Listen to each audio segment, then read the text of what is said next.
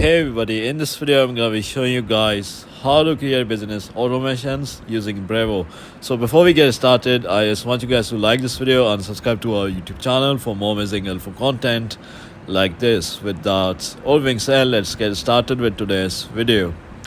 Hi guys, so I'm on their official website. So the first step is to choose a template or create a custom automation. So to create your first automation, go to automations, click create an automation. You can choose between using an automation template or creating a custom automation. For your first automation, we recommend you start with one of their simple templates to familiarize yourself with the automation editor, and then just build your automation like this.